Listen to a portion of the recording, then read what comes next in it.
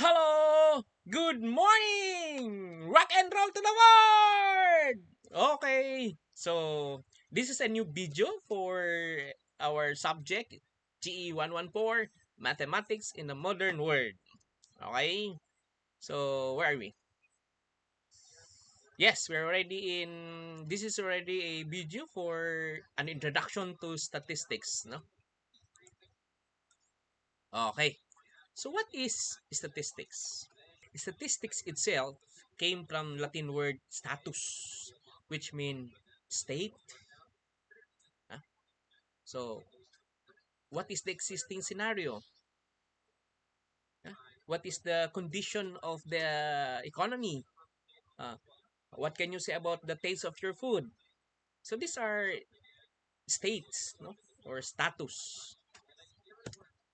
Now, accordingly, if we are to trace history from ancient times, statistics was used by state leaders, of course, to know how much tax to levy their subjects and how many soldiers are needed in an expected war. Yun. That's how no uh, they do statistics in the ancient period. Okay. Now, in capitalism, uh, no also the leaders of the state but also capitalists are interested in statistical surveys, resulting to increased demand for data processing, further increasing benefits such as insurance. Okay. Now, let me present to you a website discussing about this. Okay? Yeah. There. Let's listen. Statistics provide the means to analyze data and then summarize it into a numerical form. Statistical analysis involves collecting data and analyzing it. If a data set is based on a sample of a larger population, an analyst can make inferences back onto that population based on the sample's statistical results. For example, investors base their decisions within the context of an economic Oh. climate, and they use statistics to measure that climate. Mhm. One statistic they consider is the Consumer Price Index, or CPI. Mhm. The CPI takes a basket of goods and compares its average cost to the cost of the same basket of goods from a year prior. The basket can contain food, clothing, transportation, or any product or service an economy consumes. Okay. The CPI is commonly used to measure changes in the cost of living. Okay. Investors can use statistics for many other purposes, such as comparing the performance records of investment managers or forecasting a portfolio's future returns. Combining negatively correlated stocks can help investors diversify and reduce risk. Mhm. And to find negatively correlated stocks, investors can use regression analysis, Okay. which is a statistical measure that attempts to predict the effect of one variable on another. Okay. For example, two technology stocks may be negatively correlated. When one company unveils a popular new gadget, its stock climbs, while its competitor's stock falls. Mhm. Investors can apply that information to diversify their portfolios. Other statistical measures investors may use include kurtosis, skewness, and analysis of variance. Okay, so such website no discusses about the importance of statistics to investors. Now, just like investors, we also you put technologies as well as architect drafters. You also need statistics. By the way, statistics is a branch of mathematics, no, that deals with it's easy to recall, no, for scientific collection, organization, presentation, and interpretation of numerical data. So that's COPI in order to obtain useful and meaningful information. Okay? So, statistics is a branch of applied mathematics, no, that involves collection, description, analysis, and inference, no, of conclusions from quantitative data. Okay. Now, talking about little history about statistics, sometimes in 3800 BC, records of population census in Babylonia and China existed. No? There's also biblical population that was taken during the time of Moses. Diba? Have you heard the time of Moses in sometimes in 1491 BC? Also in the time of David, no, in 1017 BC. No? Now, Greeks also conducted the census in time of stress, counting the adult male citizens in the wartime and uh, the general population every time the food supply was endangered. Okay. The Romans also registered adult males and their properties for military and administrative purpose. Now, one very famous king of Rome is Servius Tullius, no, the sixth king of Rome. He was the first one to institute population gathering of data. No, gathering data. Uh, each male in the Roman Empire had to return to the city of his birth to be counted and taxed. Now, also, William the Conqueror, huh? He is a king in England rather. So he required compilation of information on populace and resources. It was in the 13th century where the tax list of Paris also included registration of those who were subjected to tax. Now, there's also a book entitled as the Doomsday Book. This is the first landmark in British statistics. Later on, the need to register births, deaths, baptism, marriage, and reinforce as the population group. No? This was actually introduced by William the First in 1085, who ordered a survey to discover the resources and taxable values of the boroughs and manors in England.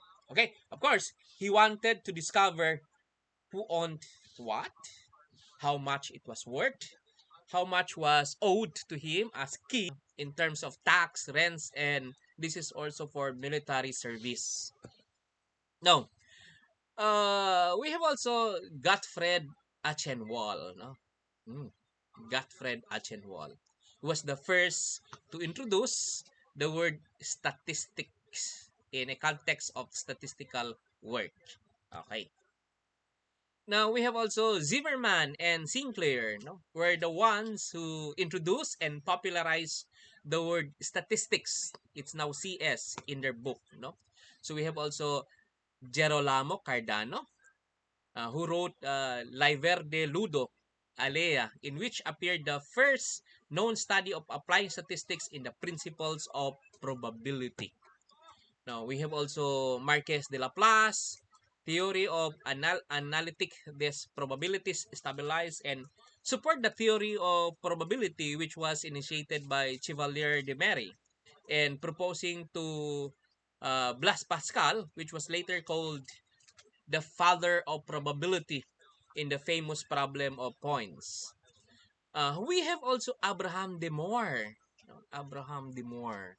Oh, he discovered the normal distribution in 1733. He's actually a French mathematician. No?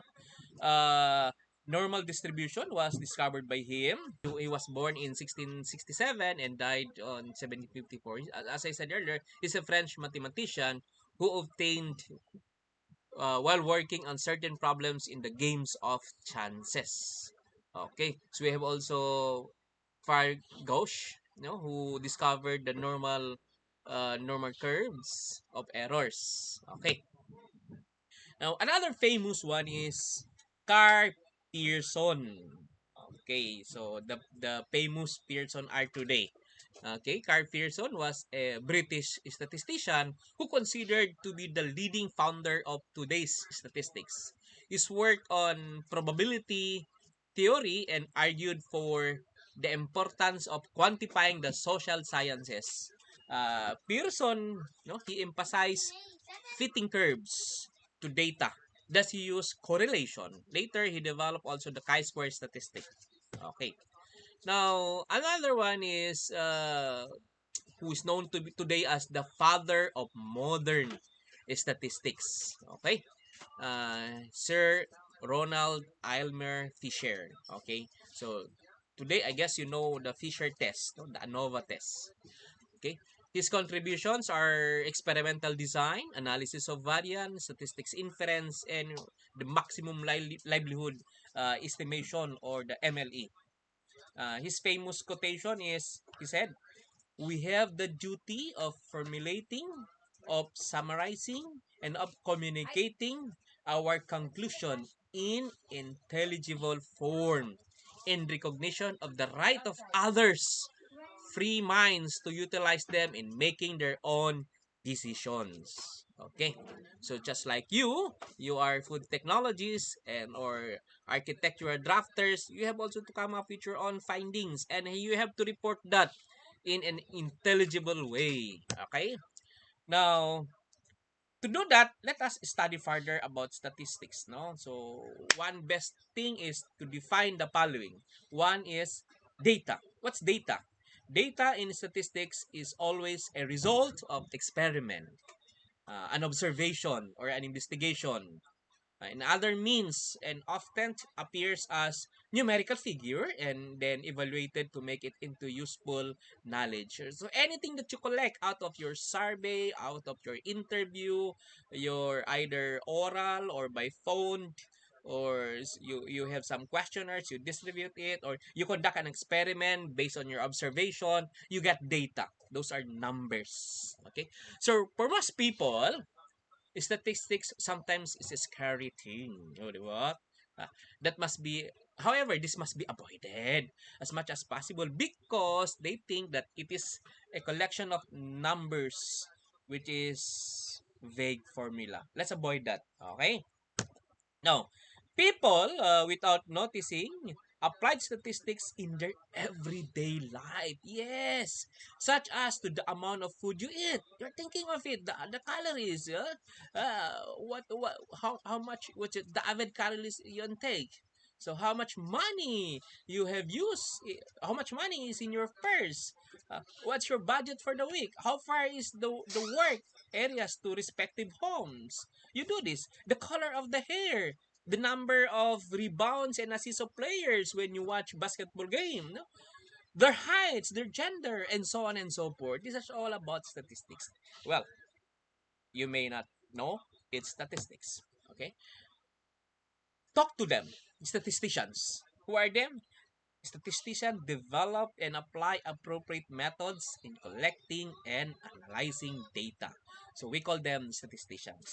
They guide the design of the research study and they analyze the results. By the way, you don't give your survey to the statistician. You rather make it sure that statistician is with you while on the day you are gathering the data. Because according to one famous author, uh, as if you are doing a post-mortem if you already gave your data to him when you have conducted. No? So don't do that. Always involve your statistician while you are conducting the study. No? So that they can guide you the design of the research study and they can help you in the analysis of the results. Now, the interpretation of the results is the basis of the statisticians in making inferences about the population. Of course, in reality, we don't really conduct study on the population. We rather get some sample, and out of the sample, we make some inferences like that. No, okay.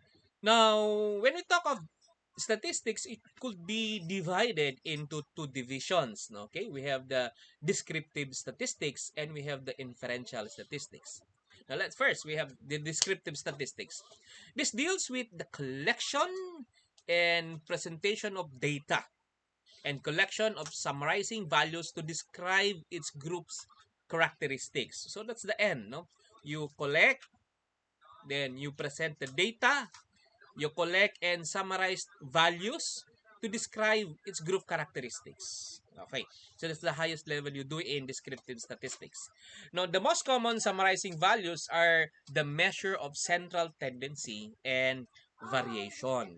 Okay, While when we talk of inferential statistics, you see, it deals with the prediction and inferences based on the analysis and interpretation of the results of the information gathered by you, no, by as well as by the statistician.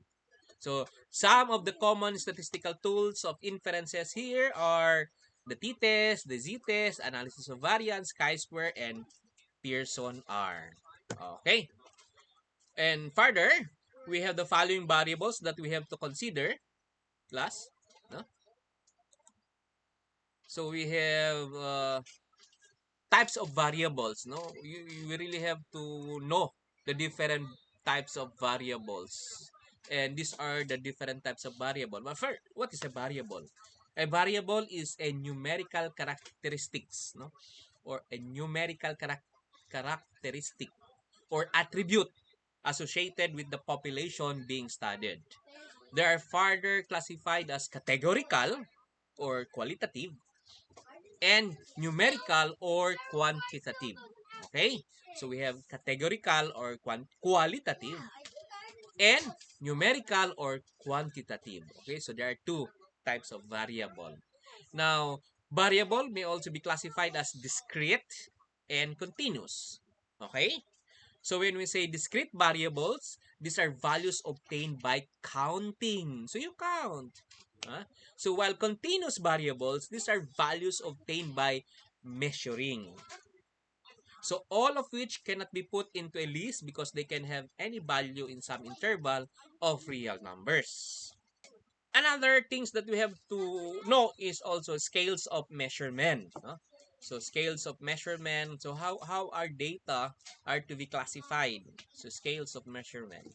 So it's subdivided into 4 categories. And upon drawing inferences on a random sample, the type of measurement scale must be carefully chosen. We really have to know what kind of scale of measurement you have at hand because that will also affect the kind of statistics you are going to utilize in your interpretation or description of data. Okay, so the first one is nominal. Nominal. So this classifies elements into 2 or more categories or classes. No? The number indicating that the elements are different but not according to order or magnitude. No? So this is simply for classification purpose, for naming purpose, for labeling. No? So the numbers here are indicative that one thing is belonging to another, is belonging to this group, and there is always mutually exclusive, no. So one, we have the name, religion, or civil status. So when we talk of civil status, a person could be married, widowed, single, and whatnot. Okay, you cannot be both single and married. Okay, so that's what I mean earlier about mutually exclusive. Next, we have also ordinal. Okay, so a ordinal class is a scale that ranks individual in terms of the degree to which they possess a characteristics of interest. So like military rank, academic rank, job position. So a colonel is higher than a major. A general is higher than a colonel. Okay? So, just like a job position, a president is higher than a vice president. Okay? So, there is an ordinal value there. Okay? Next is interval. That's another scale of measurement. So, in addition to ordering scores from high to low, it also establishes a uniform unit of the scale. So, yung interval, there is a value of ordinal. But more than that, there is now a what? A uniform unit in the scale so that equal distance between two scores is of equal magnitude. However, there is no absolute zero in this scale. Okay? Take note of that, no? There is no absolute zero in this scale. Now, for example, time of each day in the meaning of 12-hour clock. Okay? So we have 0, 1, 2, 3, 4, 5, 6, 7, 8, 9, 10, 11, 12. So from 0 to 1, 1 to 2, the magnitude is the same actually, class. No, the magnitude is the same. 1 hour deep. It's 1 hour, 1 hour, 1 hour. However, when you say 0, 0 hour, it does not mean the absence of time. Okay? So just like temperature in degrees Fahrenheit or Celsius, no, but not in Kelvin. So when you say 0 degree in Celsius, it does not mean there is no heat there, but it's only the absence of heat. But they're still cold. Okay? Just like IQ test score, no? It's an interval. Why? When you got 0, it does not mean that you have no knowledge at all. But it so happened that in the intelligence test score, that is your scale. Okay, age and test scores. Okay, anyway, the next is ratio. Ratio, in addition to being interval, it has also absolute zero. So this time now, when you say zero, it's really zero. Example, height, weight, with weekly allowance. You know what I mean? When you say zero money, you really don't have the money, okay? So next term that we have to consider, population and sample. Let's differentiate the two. Population and sample. So class, population is defined as groups of people, animal, places, things, or ideas to which any conclusion based on characteristics of a sample will be applied. Okay? So, basically, it's the universal thing. Well, sample is a subgroup of the population. Okay? So, let's have some examples. Okay? Population, graduating senior students of American colleges and universities. So that's the population, the universal of graduating students. While sample is 20% of the graduating student in each of the colleges and universities in America. So you take sample of them, right? Now, population, set of all twins who are raised together and those who are raised apart. Then we have sample, 20% of the twins raised together and 20% of the twins raised apart. So it's a subgroup of the population. Next, females who are married in town. So you collect all the females who are married in town. Then you have 20% of the females who commit themselves into marriage. That's a subgroup. Okay. Now, next class is, let's talk about parameter and statistics. Huh? Without S. Parameter is simply a numerical measure that describes a characteristics of the population. Statistics is the numerical measure that is used to describe a characteristics of the sample. So we have the population, it's parameter. We have sample, it's statistic. Okay? Next, get a piece of paper. Let's determine whether the following are quantitative or qualitative variable. A. Type of blood. B. Height of babies. C. Breed of cattle. D. Consumers' expenditure. E. Standard of living. Are you ready? Okay. Let's try. Let's try. Type of blood. Yes, you're correct. It's qualitative. No, type A, type B, type AB. Okay. So, how about height of babies? Yes, it's quantitative. Very good. How about the breed of cattle? Okay, that's qualitative. How about consumers' expenditure? You got it right. It's quantitative. Standard of living? Of course, it's qualitative. Right? Okay. Let's have another thing. Let's determine the following as discrete or continuous. Which one is discrete? Which one is continuous? Okay, so we have volume of a pail of water. Pretty sure now. So this is continuous. Yeah, it's correct. This one is discrete. Okay. Next, we have weight of grapes because we are measuring. So it's continuous. Number of pigs, you're counting. Yeah, it's discrete. Then you have frequency of training. Of course, you count how many trainings you have attended. It's discrete. Okay. I hope you got it. Next video will be basically how we do the computation in mathematics, in statistics. Okay. So thank you for listening. Hopefully you enjoy today's lecture. Bye bye. Please subscribe.